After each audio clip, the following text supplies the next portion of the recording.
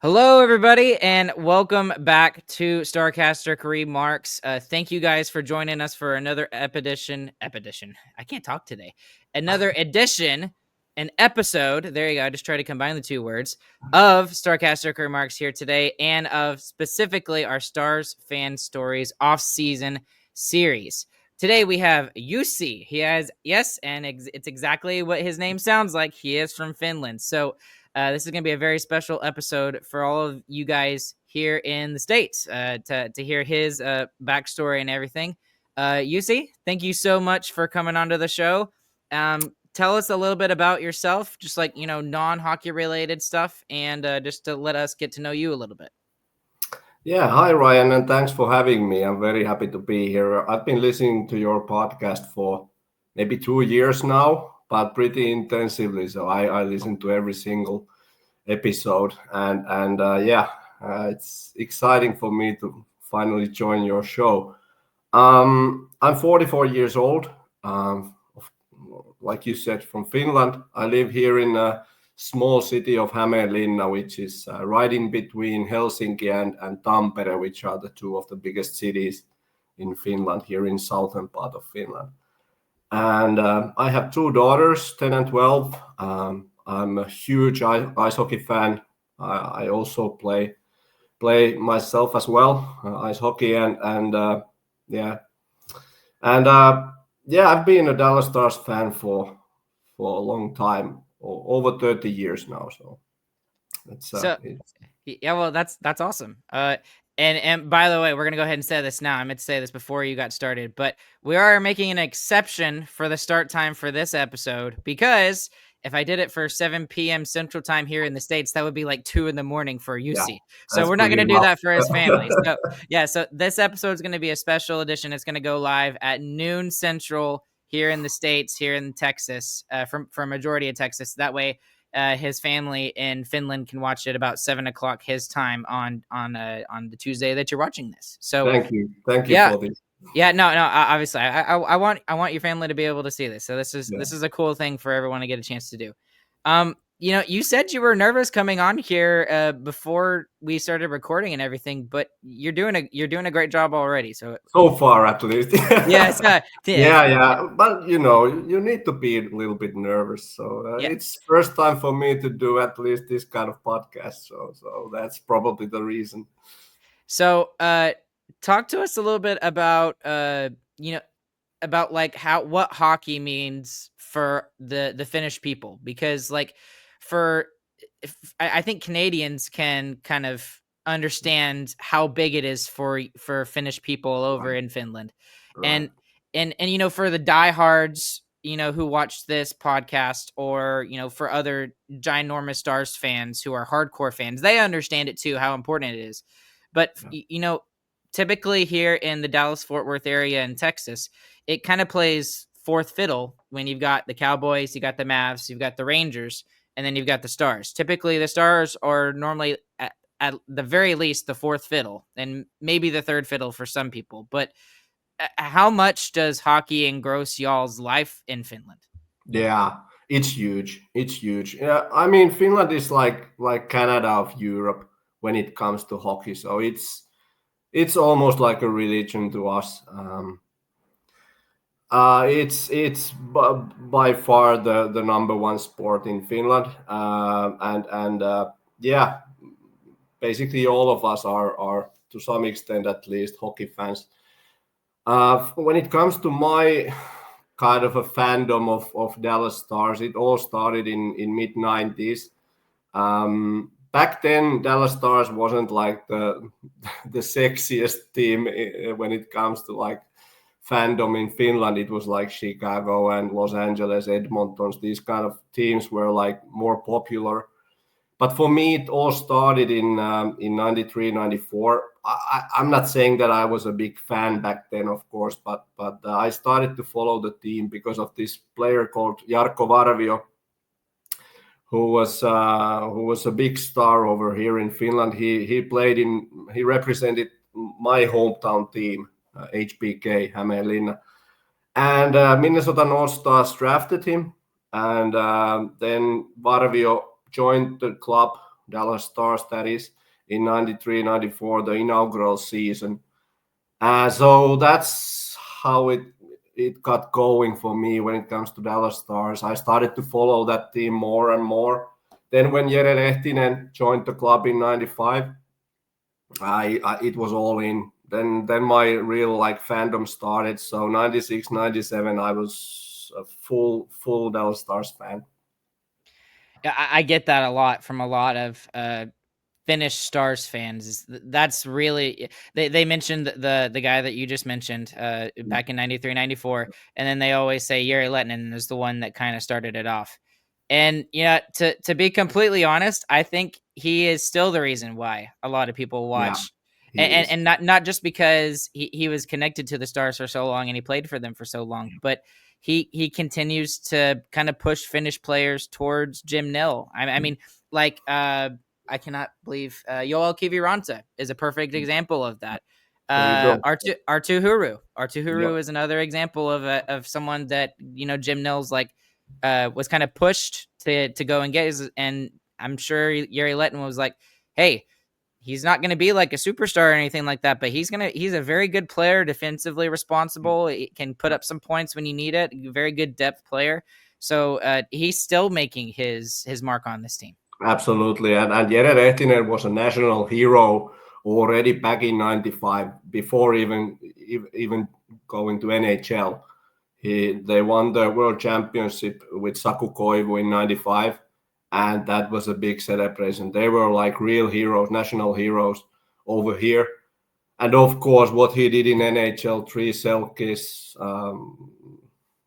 Stanley Cup in 99, etc., etc. Now he has his number in the rafters, so he is one of the biggest reasons people are Dallas Stars fans over here. But yeah, and also there's one name I would like to mention is Kari Takko. He is this former goalie of Minnesota North Stars, and he has been like he's a Finnish guy, and Kari Takko has been like head of European scouting for Dallas for what 20 years might be. So yeah, there's this connection for Dallas and the Finnish players. And this spring when we had this five Finnish players playing for the Dallas, that wasn't actually the first time, because back in, was it like 2002 maybe 2003, 2002. there was also 5 guys at least. There's Sami Helenius, Teppo Numminen, Jyrki Lumme, Niko Kapanen, Antti Miettinen, these kind of players, and of course Jere. So it's been always like that.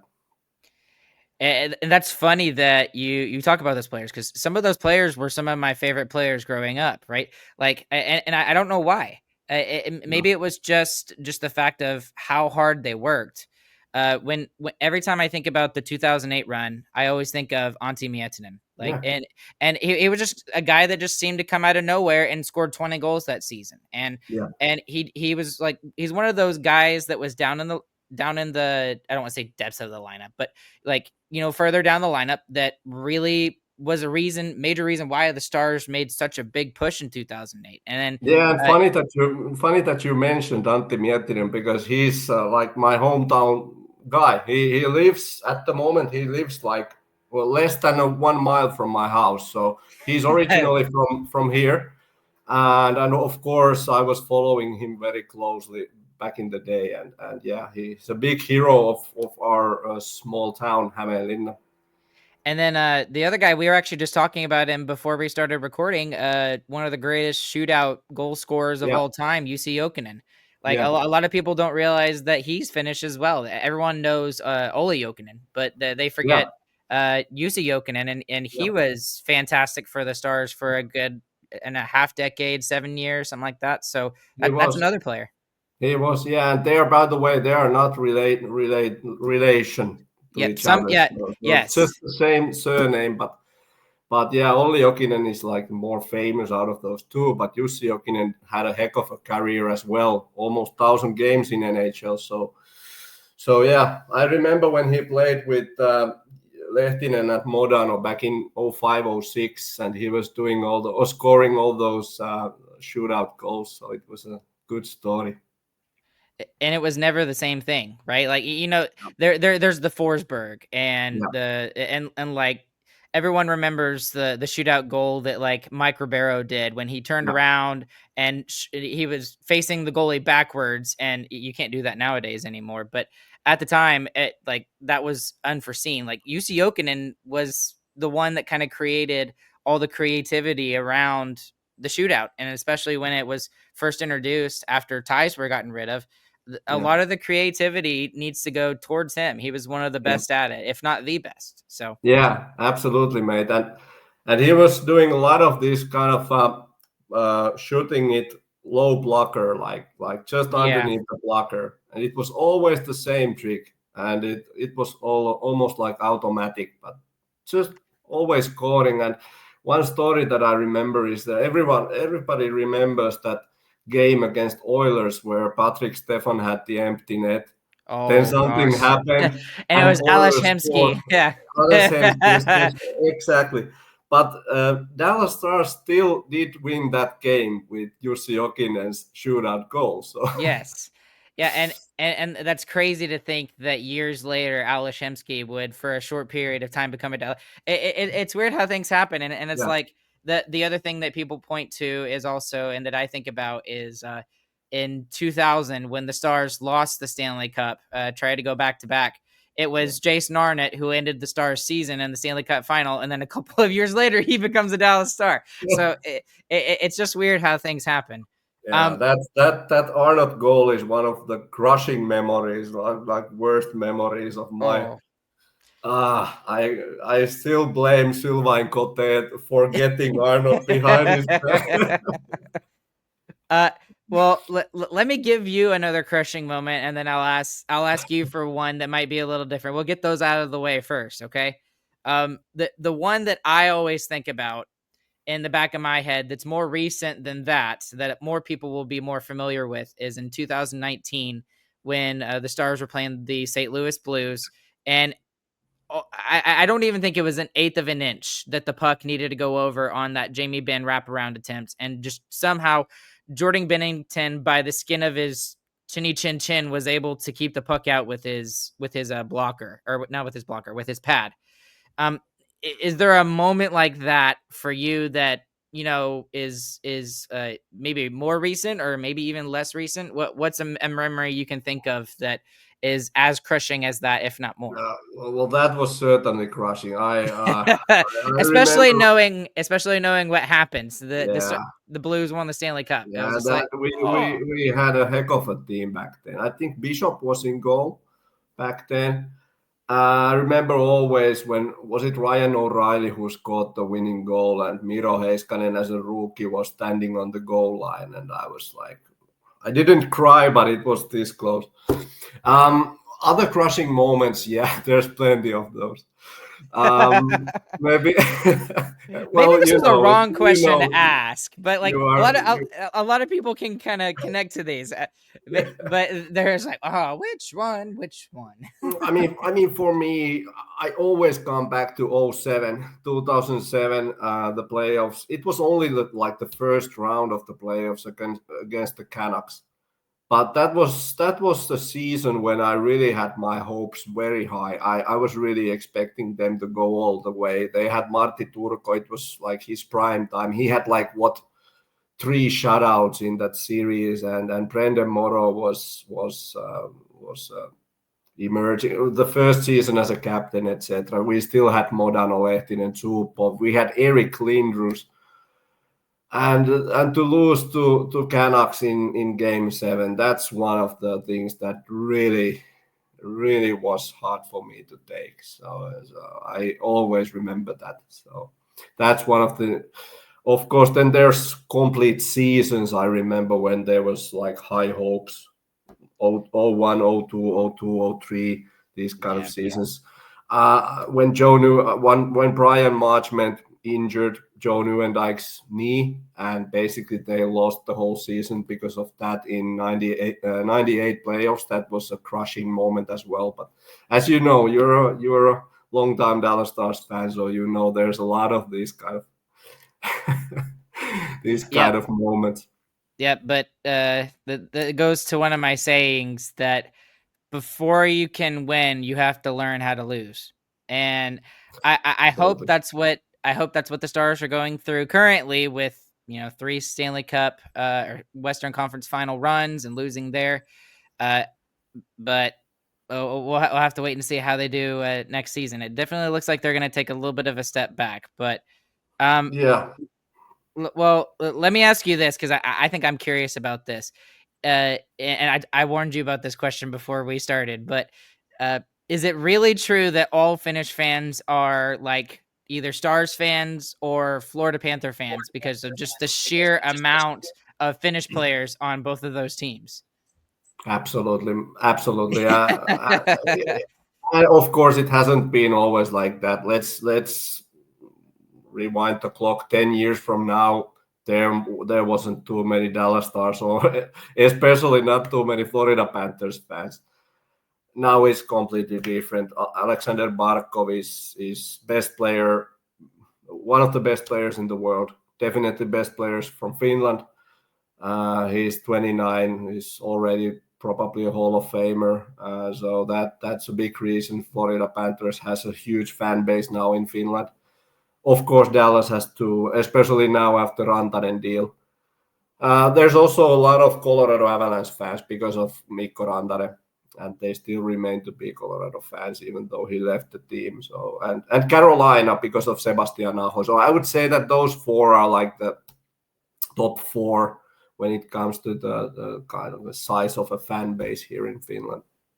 And pardon my ignorance if I don't know this, but was Teuvo Teravainen, is he Finnish as well? Yeah, he is. Okay, and he was with Chicago for a period of time, Yeah. a shorter period of time, and then he was with the Hurricanes for a long time. Yeah, Correct? yeah. Okay. And he actually won the cup in his rookie season in Chicago. That's right. I forgot. Yeah. I forgot that. Yeah, it was funny that he was a rookie back then, and then there was Kimmo Timonen, who was this like more experienced Finnish defenseman, and he was defense especially. Yeah, he was playing for Nashville for a long time and Philadelphia as well.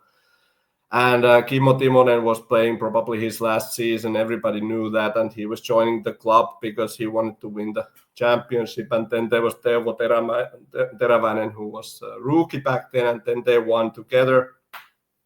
And Teuvo was just saying to Kimmo that, it's not that difficult to win it. So, yeah, but there's a lot of quality Finnish players in NHL today. And Juuse Saros, who is a goalie in Nashville, he's also from Hämeenlinna, from my hometown. So we have actually produced some quality NHL players. Sorry, random side tangent question I just thought about. How do you like your chances in the Olympics next year with Team Finland? Because I think you'll have a good shot. Like especially the way that because a lot of people don't realize that on international ice it's a little bit bigger than a NHL sized rink, and that goes a lot more towards the more openness style of the game rather than the physical side of the game that you see in North America. And that is definitely advantage for Finland and some of these other countries to kind of take advantage of, like the bigger population countries like the US, like Russia, like Canada. So what do you think y'all's chances are in getting a gold medal? Because I think if the United States don't win, that is obviously the country that I am 100% rooting for. I do not want Canada to win. Good to hear. Way to go. We do have good chance. I think Finland has probably the best roster ever. They've never had this kind of a quality, especially when it comes to offense. They have such a good group of forwards, good like Roope Hintz, Alexander Barkov, Artturi Lehkonen, Aho, Rantanen. There's like a lot of players that would fit into other like Canada or USA.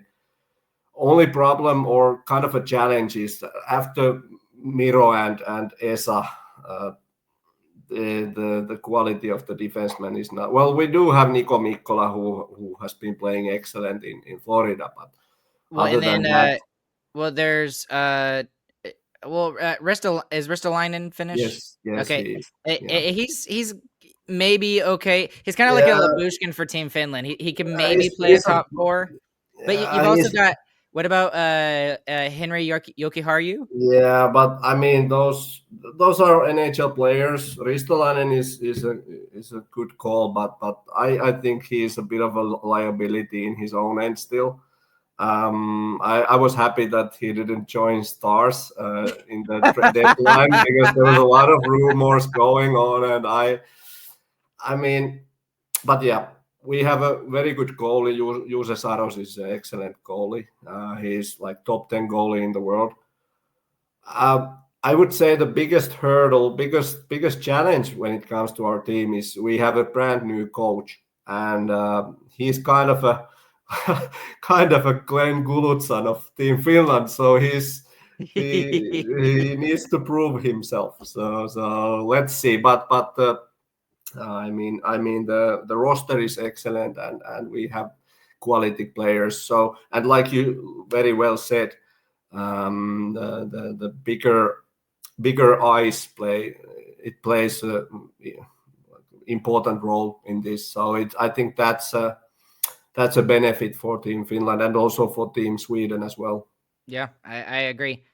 Well, let me ask you. I asked you about some of the more like crushing moments. So let's be happy now. Let's think positive here. Uh, what's a moment that you will remember for the rest of your life? That just kind of sticks into your head for whatever reason. And like for me, for me, like for example, mine was the 1999 Cup win, which a lot of people think is a little Yep. surprising considering my age, but I remember that day very vividly. Like I remember every detail because I thought it was amazing how uh very early on in my childhood, I was able to celebrate a win like that. And I was also only 6 years old, and the Stars. I was able. I was super excited to stay up at till like 1:30 in the morning Yeah, to finish watching this game. And I yeah. still remember to this day, I was wearing my Brett Hall jersey. I just so happened to have a 22 Brett Hall jersey.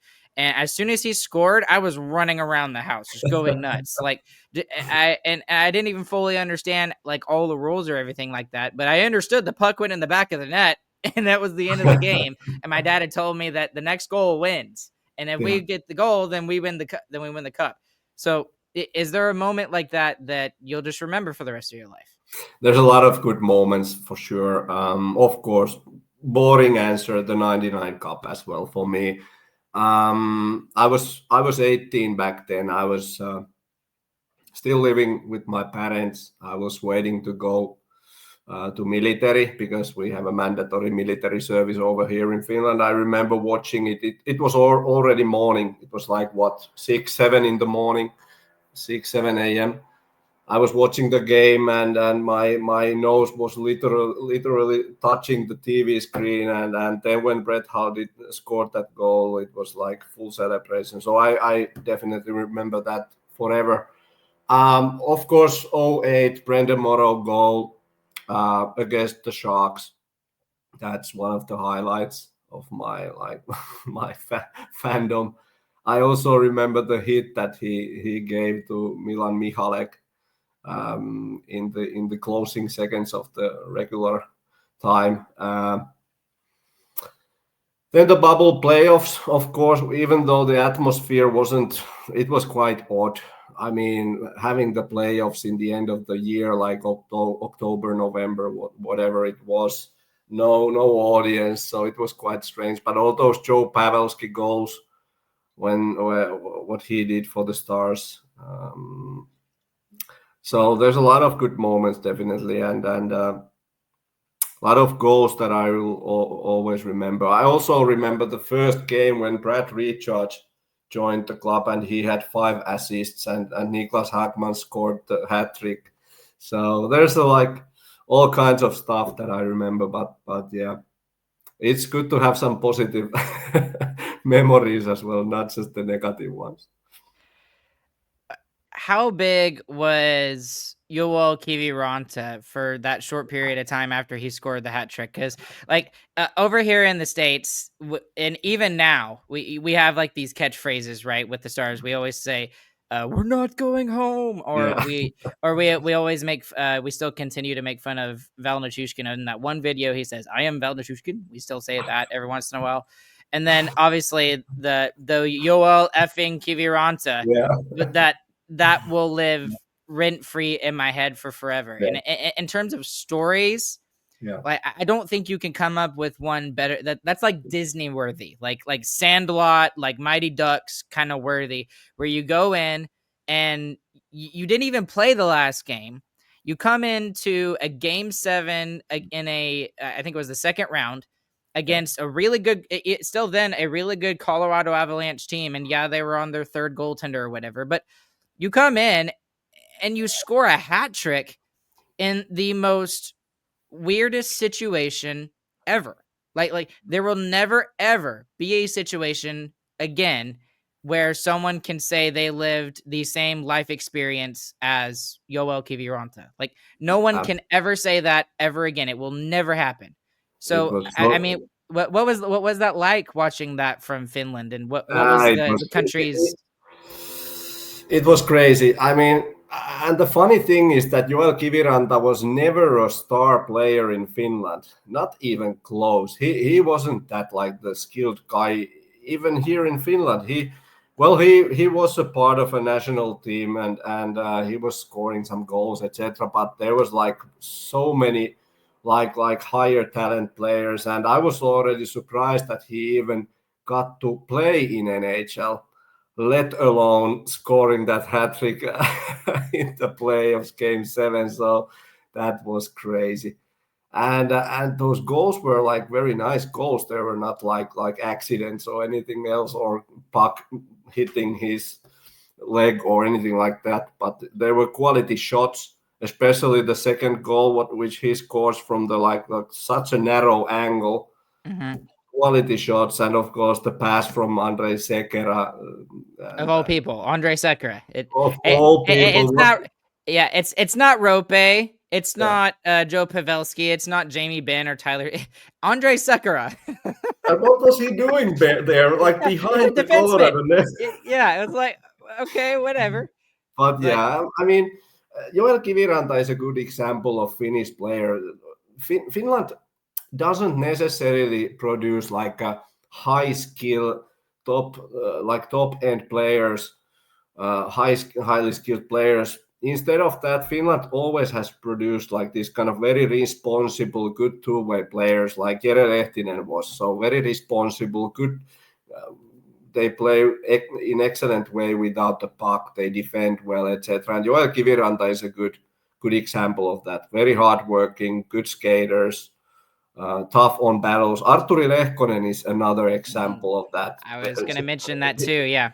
Yeah, he's like he could win a Selke Trophy anytime. So that's a typical Finnish player. And now there's this Eetu Luostarinen who plays for Florida Panthers, has now 2 cups, and I compare him all the time to Jere Lehtinen. They have a pretty similar style of play, so always in the right position and knowing what to do. Like this kind of like Ken Hitchcock called Jere Lehtinen zero maintenance player. So you don't need to coach them; just put them on the ice, and they know what to do there. So, Yeah, but yeah, yeah. that's a lot coming from Ken Hitchcock, because Yeah, he was a drill sergeant back in the yeah, day, and it was he wouldn't be able to coach in today's NHL, I don't think. But no. but I mean, a lot. You're right. A lot of Finnish players do play like that, and you didn't even mention Anton Lundell. Yeah, Lundell. exactly. There you That's go. another. Yep. Yeah, he's another example of that. I think they call him Baby Barkov over there Yeah. in Florida a little Yeah. bit, and Yeah. honestly, he shouldn't be called that, because he's 100% his own player, and Yeah. it's and now look at Yoel Kiviranta as well. I mean, even though Mm. he's not like like a high skilled player or whatever, he still scored 16 goals for the Colorado Avalanche this past There year. you That's go. nothing to kind of bat your eyes at or just kind of turn your nose up at. I mean, Yeah. that is very, very good quality work in the NHL. And uh, I, I don't know if he's signed a contract yet for next year, or Not if he's sure. still with. No. Colorado. I'll go look that up here in just a second. And Yeah. I was really kind of hoping to keeping my fingers crossed that they would bring him back here. Yeah. But they got Roddick Foxa instead. Yeah. And at the time we're recording this, it is July 7th. So let me ask you this. We've seen basically a lot of the stuff happen for the Stars. I don't think they're going to make very many changes to the roster. I think what you see is probably what you're going to get, for training camp. Maybe, I mean, there's still some talks about Robertson being traded away. I don't think that's happening at this point. It's past the trade deadline, the free agency period. They've kind of made their decision and everything. I think they're going to keep him. So what do you think about all of the moves or lack of moves? And then what do you think about the hire of Glenn Gulutzan? Do you have any opinions on any of that?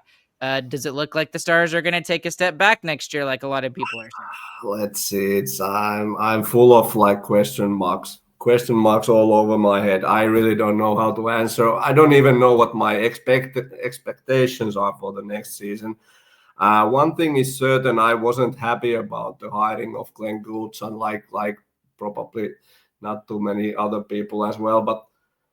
But then after the they had this Press conference. Yeah, I was a little bit more like it increased my like expectations for him, and let's see. I wasn't too impressed with him. Like what was it, like 10 years ago when he was in Dallas last time?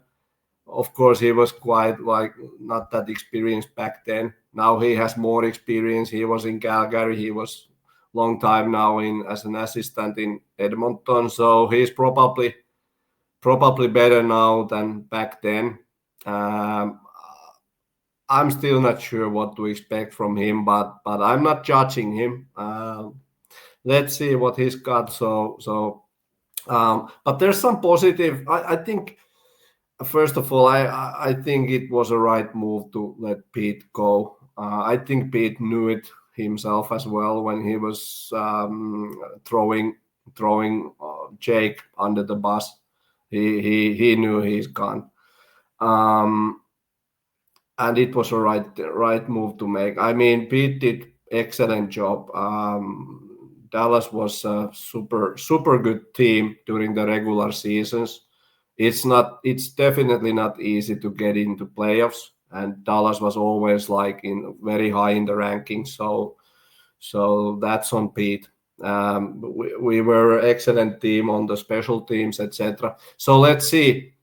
I'm not expecting Dallas to do that well in this, like right from the get-go. I think it will take some time to adjust. There's a new system. There's a new coach. There's also the guy, the Graham coming from Texas. So there's a lot of new pieces in the puzzle. So let's see how it starts. What I do like is that I'm expecting Dallas to be more like a players team now. There will be more responsibility on players. Mikko Rantanen, I think that they will probably have more influence on the style of play they want to play, and at least this is my hunch. But as long as we have Miro Heiskanen, Mikko Rantanen, Roope Hintz, Wyatt Johnston, we have Jake in the goal. We have Thomas Harley, who is like a top 10 defenseman now in the game. So as long as we have those guys, I think we should do fine. But let's see what happens. I'm sure they will get into playoffs. But what happens after that, it will be interesting to see. So there's a lot of trying to think of the right word to put.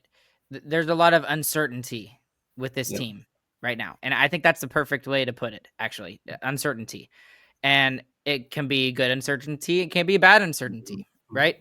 I think with Glenn Gulutzan, I know it was not the sexy hire. I know that Neil Graham was the sexy hire. That's what a lot of people kind of expected or wanted. He's a young guy. He's only 40. He was expected to, possibly be a head coach at one point in his career. And I was afraid that if you didn't promote him now in some form or fashion, whether he's an assistant coach like he is now, or whether he was the head coach for the Dallas Stars this upcoming season, that you were going to lose him. I don't think he was going to go back to Texas and be the head coach of the Texas Stars. I think he was ready to take that next step. And I'm glad. I think that's another reason why that they have Glenn Gulutzan. Like if they need someone to be, and I hate saying it this way because I like Glenn and I loved his press conference. He said everything right. He won the press conference. That's what I think Leah Asimakopoulos of the Dallas Morning News put it that way. He won the press conference. And that's, I mean, as the new head coach, that's what you have to do. You have to get people on your side, especially the fan base. But Glenn can be the fall guy if it doesn't go well, and you still have Neil Graham in your system, basically. I mean, it's just like when you're bringing players up from the Texas Stars to the Dallas Stars players. I mean, it's the same thing with your coaches. Like you've got a guy in your pipeline who has the ability to be a head coach. He's been a head coach at the AHL level. And then you've even got another guy in Alain Nazardine that if Glenn does get fired for whatever reason, then you've still got someone that if Neil Graham takes over, Alain Nazardine can be there to say, hey, no, you don't make that decision. You need to chill out or let that go.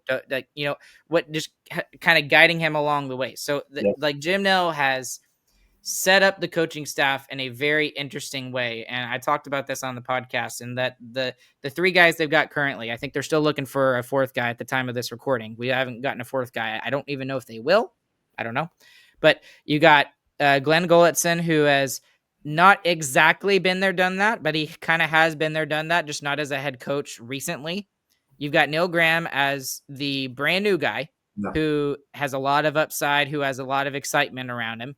And then you've got Alain Nazardine, who has done a really fantastic job with the defense, considering that, our defense is good. It's good. It's not average. It's good. But is it like, elite or top tier when it's not? But the reason why they're playing above their skill level is because of Alain Nazardine. And I believe that. So, and then the word they kept that Glenn Gulutzan kept using in the press conference was collaboration. And that made me more excited than anything. And that's exactly what you were just talking about. You're talking about like the players may have more control of how they play. Well, maybe that instead of playing like a 4-line system like we were doing, where it's kind of you roll over 4 lines, which does make sense in hindsight, maybe this line plays a more skilled way. The top line, you throw Mikko with Rope and Wyatt. That's ridiculous. Guys with crazy high Q. And then you've got maybe your fourth line with Fox on it with Steele and Blackwell. Maybe they just go in and they just bang bodies. They just, make the other team feel uncomfortable. They're not looking for offense necessarily, but they just go in there and they play a heavy style of game. That gives them way more flexibility. And that's why, and I know a lot of people are still a little iffy about that, but that's why I'm so excited about this season, because it's going to be very different, and it could be this could be a very good different, in my opinion. Yeah, and I agree with you. Glenn Gulutzan was definitely not like a safe hire. I think it involves a lot of... It was a right hire. It was a right hire at the right time, I think. Hiring Gerald Gallant would have been more like a safe hire. Yes. But I really like the fact that they brought Neil Graham before losing him to some other team, just like you said. And I really like that there's a good connection and good relationship between Neil Graham and Thomas Harley and Graham and Rope Hintz. I care about that more than Glenn Gulutzan has a long history with Jamie Benn. That doesn't play any role, to be honest. If you ask me. Yeah, like neither guy is the same guy. Like it's not even close. Jamie Benn is a vet, like a disgruntled veteran at this point. He wants the cup, and Glenn Gulutzan has way more experience under his belt than the last time he was here. So you can't judge him based off of that, because like if you judged me based off of 12 years ago, I was a teenager. Everyone will say that when you're a teenager, you're stupid. Like you don't know what the world is about. You don't understand anything. And even now, looking back, 7 years from now, when I was in my mid-20s, like even then, I wow, that was really stupid. I'm never going to do that again. Like, you can't do that. So I'm really excited. I'm just really excited about how next year's going to go. And like you said, I was actually quite surprised how convincing Gulutzan was in the press conference. He was, like you said, he was saying all the right things. I really liked the fact that he brought this up, this lack of physicality. And I hope that Dallas would be a little bit more intimidating, more aggressive on the forecheck, etc. Playing like a little bit more like Florida style of hockey. I mean, and the roster is still quite, I'm not saying soft, but it's not like a bunch of very physical, intimidating players, because Jamie is like what 100 years old already, and these guys. So they need to find a way to be more physical with that roster. But I was very convinced with how he spoke in the press conference, and so yeah, But very interesting to see. it's not like this roster doesn't have guys that can't do that though, right? Like, I mean, Mikko Rantanen I think he is like the perfect player of what you want. Like, he's big, he's got a lot of skill, he's got the superstar quality, he's got the confidence to him, and he's huge. He's but standing in the locker room next to him, I would want him at a bar fight. Like, honestly, like he would be the one I would want. And then I know what you mean. Yeah. And like I know that we lost Marchment, which really sucks. I would have loved to see Marchment in this style that Glenn Gulutzan is talking about with the physicality, but he gets traded to Seattle. But again, you've still got guys who can play that style of hockey. Like, you don't really expect to see that from, maybe Duchesne necessarily or something like that. But Robo, Hintz, I mean, I could see that from them if that was pushed. I mean, Foxa is a perfect player. Yeah, after I didn't understand why they re-signed him. Yeah, when I was just like, at first I was just like, okay, I get the familiarity and he's a great player to have and everything like that. But then hearing the way that Glenn Gulutzan talked, I was just like, this is a Glenn Gulutzan player. This is exactly what he's talking about that the Stars needed. So I was just like, okay, makes sense. I think we were kind of like missing Foxa last year. I mean, that's exactly what Jim Nill said. Body, and he's like, he did. So yeah, I was actually quite happy to get him back. He doesn't cost a fortune anymore, and he's very experienced. He's a big body, like you said, 6'3", 6'4", something like that, and he is kind of an intimidating player. He's hard on boards, etc. So I really like to have him back. All right. Well, I can't believe we're already at this point, but we're already at 43 minutes. So I'm going to ask you one more question. And this is the same question I ask everybody at the end of their interview. And it's this. If the Stars were listening to you right now, let's just say any of them or the whole team is watching this interview and they're listening to us, what would be some of the things you would like to say to them?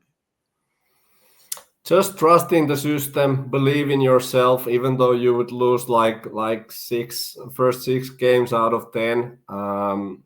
You still have better roster than 75% of the other NHL teams. Just stay confident. I'm sure it will go well.